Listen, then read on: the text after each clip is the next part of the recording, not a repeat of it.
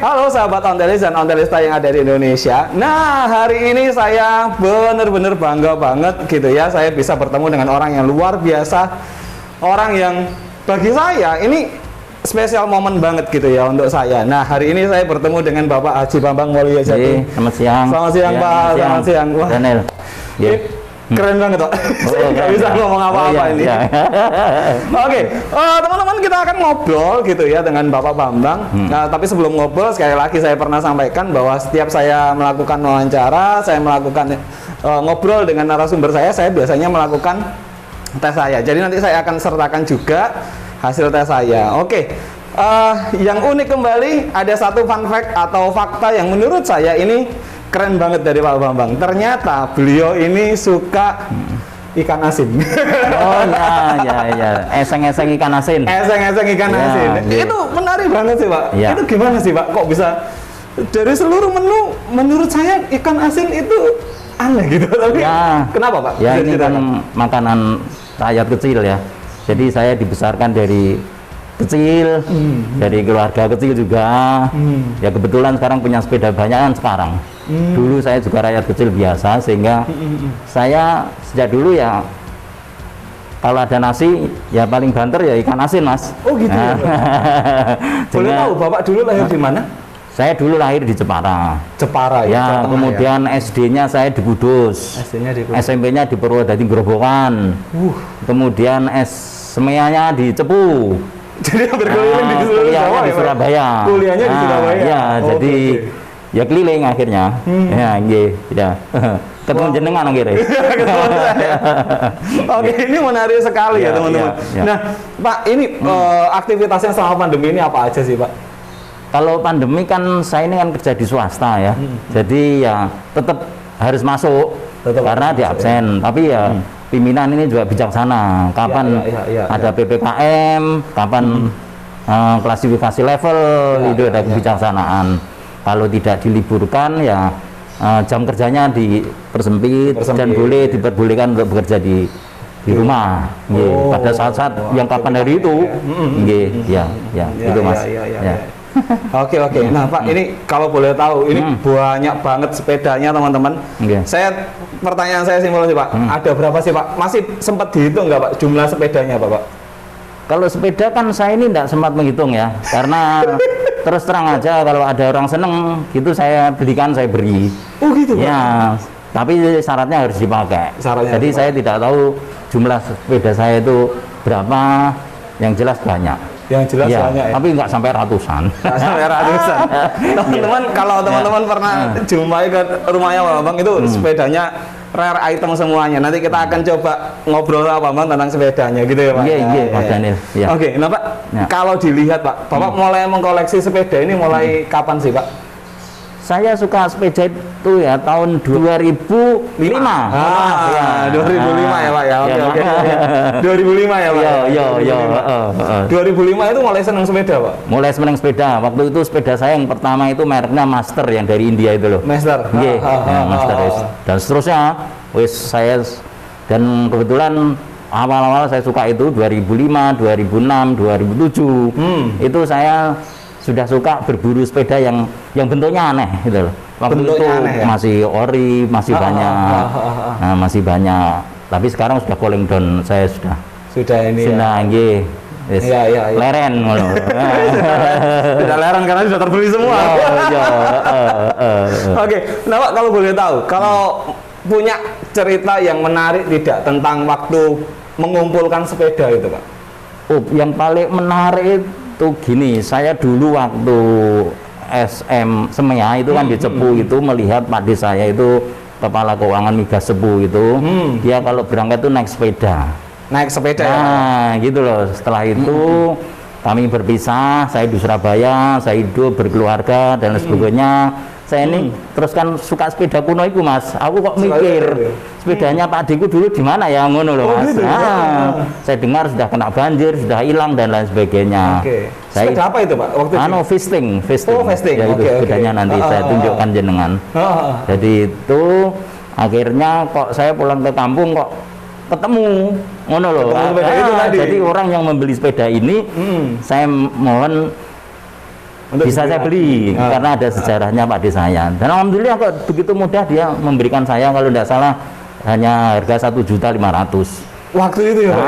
Jadi saya itu naik sepeda ini tidak sekedar sehat jasmani saya, sehat rohani saya, tetapi saya kilas balik masa lalu gitu, jadi nikmat. Nah, ngontalnya itu ada nilai historisnya.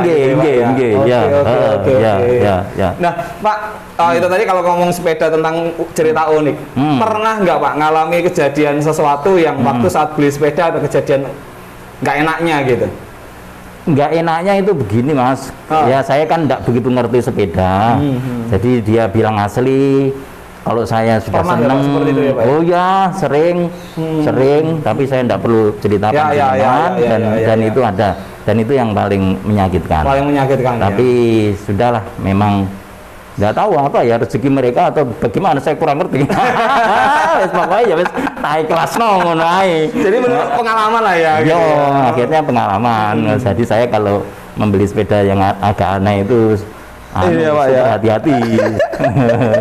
Ya. Nah, ini kan kalau teman-teman sadari gitu ya, teman-teman lihat beliau ini juga sebagai ketua penasehat Kosti, betul ya Pak? Iya. Sebagai ketua penasehat Kosti Pusat. Nah, teman-teman kita coba tanya nih gitu ya. Nah, Pak, kalau boleh tahu ada plan, kita nggak ngomongin tentang Kostinya, ada plan ke depan nggak Pak untuk rencananya Pak Bambang sendiri dengan banyaknya sepeda yang ada sekarang ini gitu?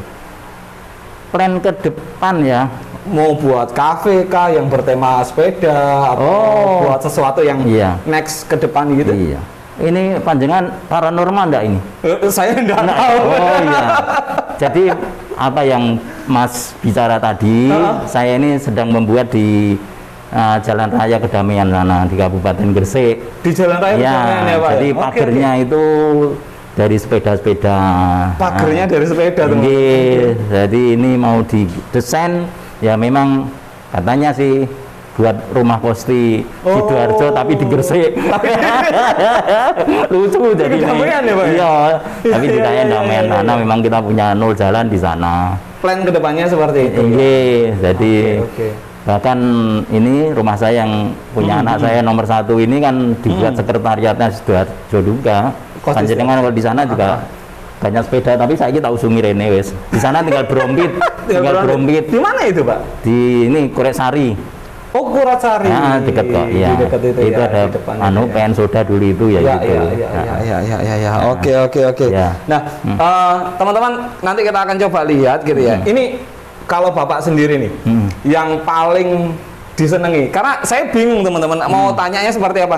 Ngomongin penny farthing juga ada, ngomongin sepeda tandem, sepeda tandem juga ada, dan beliau juga sempat katakan punya gardan ya Pak ya dulu Pak ya. Iya, punya gardan, masih 2 ini. Masih 2 teman-teman. Dulu 3, saya jual 1. Nah, pengen aku ya apa masa jadi sekali-kali jadi kolektor. Ya, ini saya tanya Pak, kira-kira Pak ada nggak sih seandainya gitu, ada nggak sepeda yang kepingin untuk dijual gitu kadang-kadang? Kepengen untuk jual.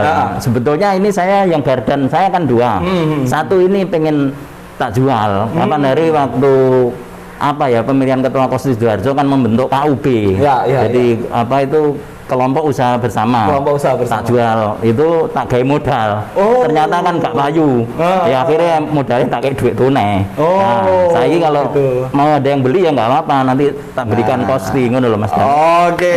Ini menarik ya. Nanti kita coba. Tapi regone aja murah-murah. Oke, menarik banget. Nah, saya tertarik dengan tadi yang disampaikan Bapak, ada apa ya usaha Kosti, ada terus banyak mengenalkan sepeda-sepeda di luar juga. Gimana sih Pak tanggapannya orang di daerahnya Bapak ini tentang budaya bersepeda sendiri? Kalau di Rewin sendiri ya, kalau kita ngomongin sekarang di daerah Rewin sendiri, mengenalkannya seperti apa? Jadi begini Mas ya, saya ini mengenalkan sepeda ini dengan cara yang tadi. Jadi kalau ada orang pengen melihat itu, dia dengar bahwa ini harganya mahal, tapi sebetulnya kan ya nggak ada yang murah gitu loh. Jadi saya memfasilitasi, saya pinjami dulu. Nanti kalau dia suka, baru nanti kalau saya ada rezeki saya belikan. Dengan syarat harus dinaiki. Nah, nanti sesekali harus kumpul, kita ngundal bersama. Jadi itu Mas. Oke, menarik banget ya teman-teman ya. di segmen berikutnya kita akan ngobrol sambil jalan, lihat tentang koleksi sepedanya Pak Bambang. Pasti penasaran ya teman-teman ya. Kalau saya melihat dari pintu masuk tadi, saya sudah melihat Sunbeam, saya sudah melihat Simplex Cycloid, model Dims, terus melihat beberapa sepeda yang ya saya pernah jumpainya hanya di fotonya teman-teman, tapi sekarang alhamdulillah saya di tempatnya Pak Bambang ini lihat langsung kondisinya seperti apa. Yuk saksikan bersama-sama di segmen berikutnya bersama saya Daniel dan Pak Bambang untuk melihat koleksi-koleksi beliau. Jangan lupa untuk like, subscribe di channelnya Sepeda Elot Kecil. Bye.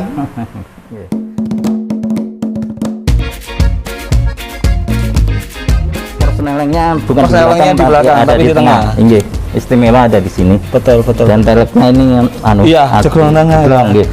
Oke. Mas Anu lebih tahu. Jadi teman-teman ini langka banget. Kenapa saya sebut langka? Kenapa?